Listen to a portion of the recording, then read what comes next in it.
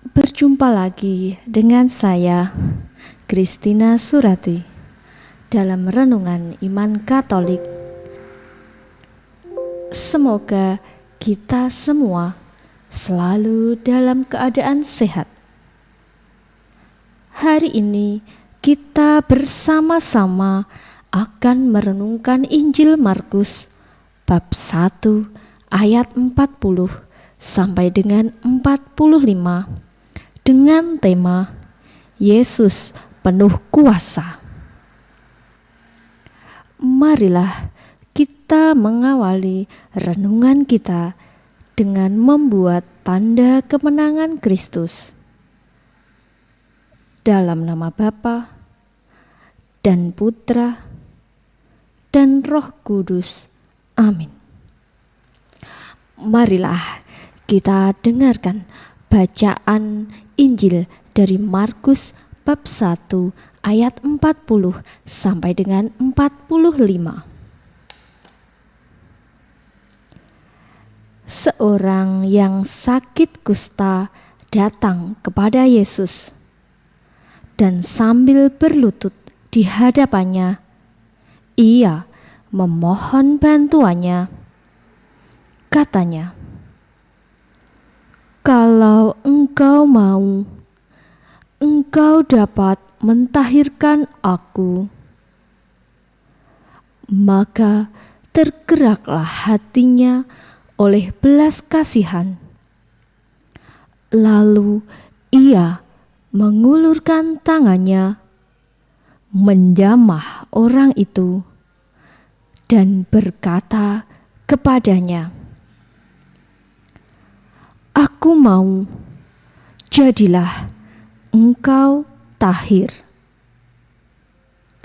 Seketika itu juga lenyaplah penyakit kusta orang itu, dan ia menjadi tahir. Segera ia menyuruh orang itu pergi dengan peringatan keras. "Ingatlah, janganlah engkau memberitahukan apa-apa tentang hal ini kepada siapapun. Tetapi pergilah, perlihatkanlah dirimu kepada imam, dan persembahkanlah untuk pentahiranmu persembahan yang diperintahkan oleh Musa sebagai bukti bagi mereka." Tetapi orang itu pergi, memberitakan peristiwa itu, dan menyebarkannya kemana-mana, sehingga Yesus tidak dapat lagi terang-terangan masuk ke dalam kota. Ia tinggal di luar, di tempat-tempat yang sepi. Namun orang terus juga datang kepadanya dari segala penjuru. Demikianlah Injil Tuhan. Bapak, Ibu, saudara-saudari yang terkasih, orang sakit umumnya mencari kesembuhan sesuai dengan keyakinan dan kekuatan finansialnya atau keuangannya. Ada yang langsung pergi ke dokter, ada yang cukup ke mantri kesehatan atau ke perawat terdekat. Ada juga yang ke tukang pijat, ada juga yang pergi ke paranormal.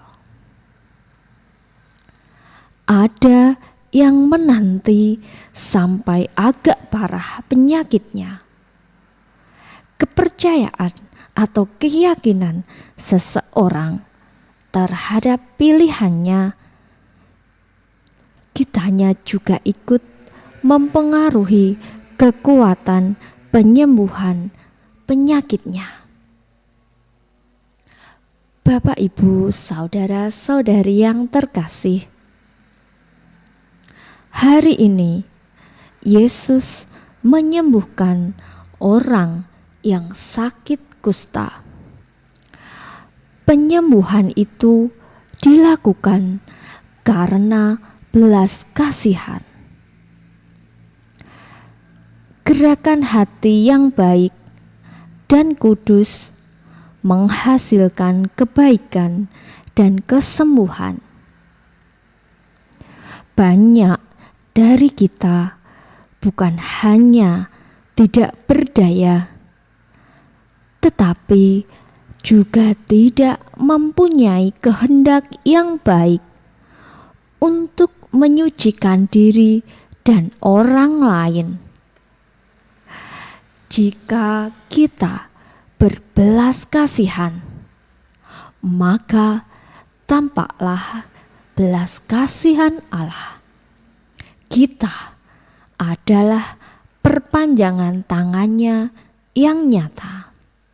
Bapak, Ibu, saudara-saudari yang terkasih, ungkapan seorang sakit kusta kepada Yesus, "Kalau engkau mau, engkau dapat mentahirkan aku," mengandung keyakinan bahwa Yesus memang mampu menyembuhkan penyakitnya. Cukup dibutuhkan kemauan dan keyakinan.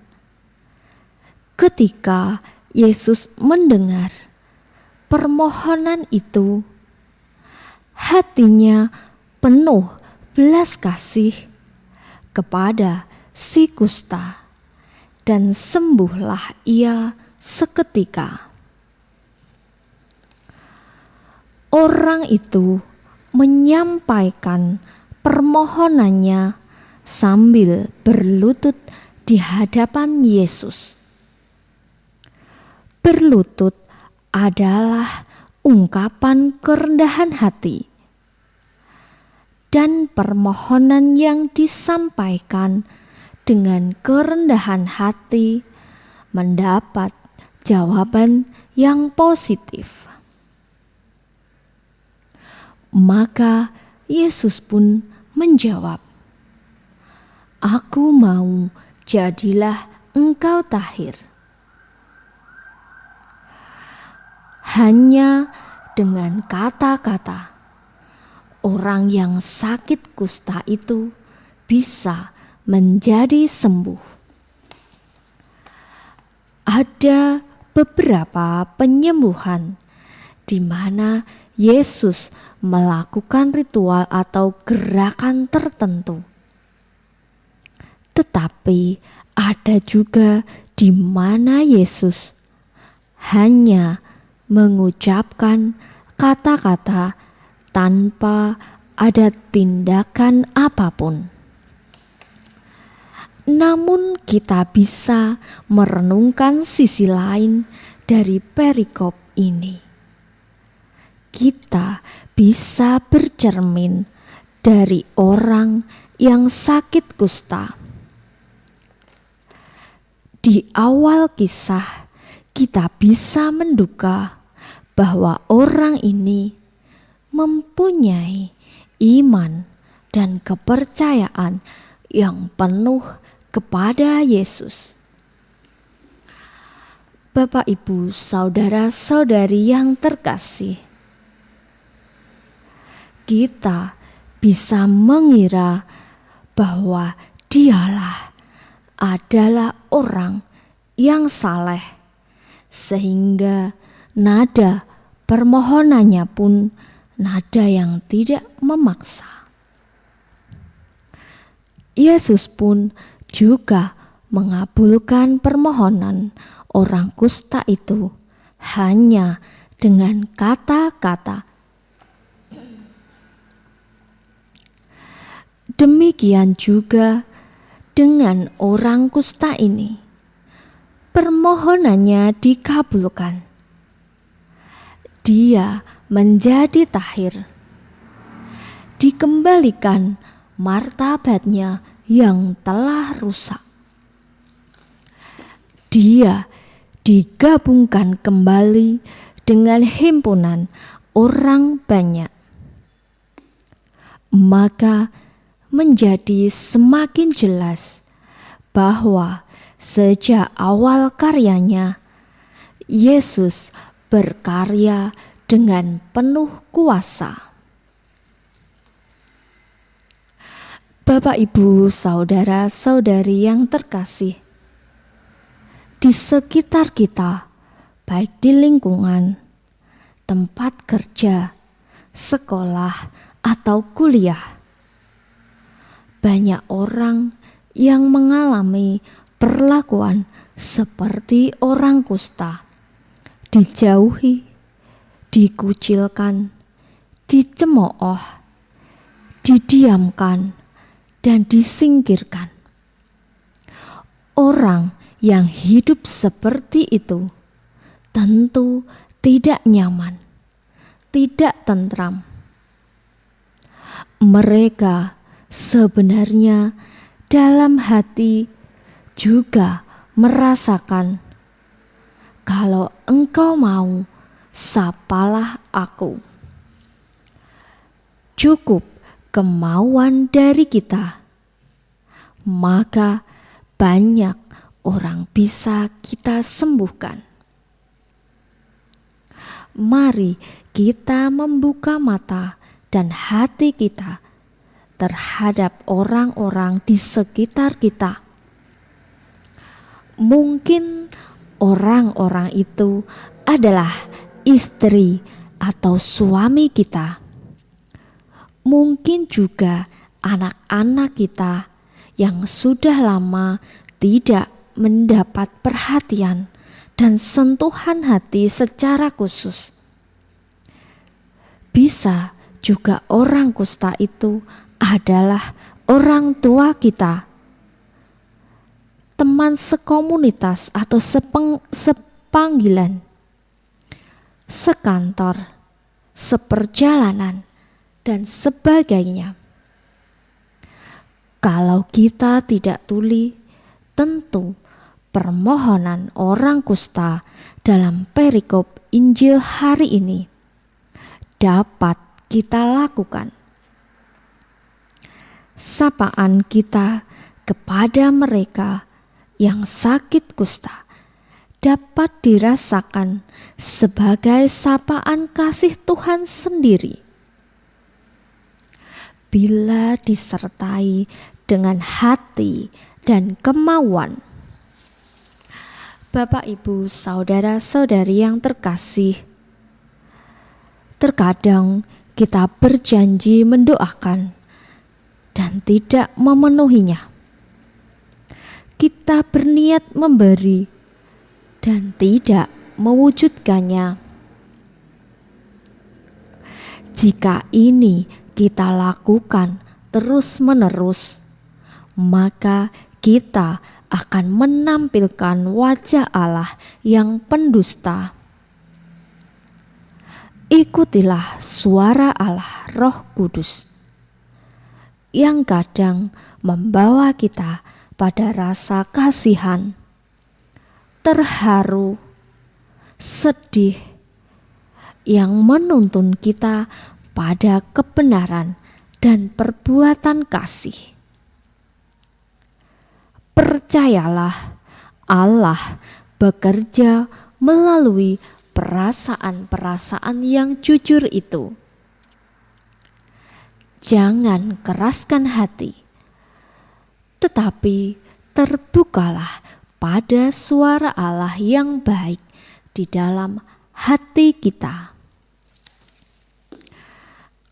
Marilah kita berdoa. Ya Allah, Roh Kudus, berilah kami rahmat belas kasih pada orang-orang yang menderita di sekitarku.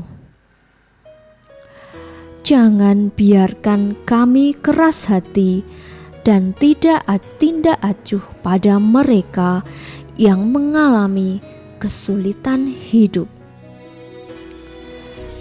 Teguhkanlah pula iman orang-orang yang menderita akibat perlakuan orang lain yang tidak adil. Semoga hari ini kami boleh mewujudkan perbuatan baik untuk meringankan beban mereka. Amin.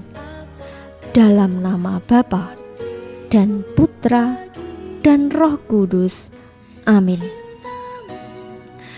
Bapak, Ibu, saudara-saudari yang terkasih, demikian renungan pada hari ini. Sampai berjumpa kembali dalam kesempatan renungan berikutnya. Salam sehat, semangat, berkah dalam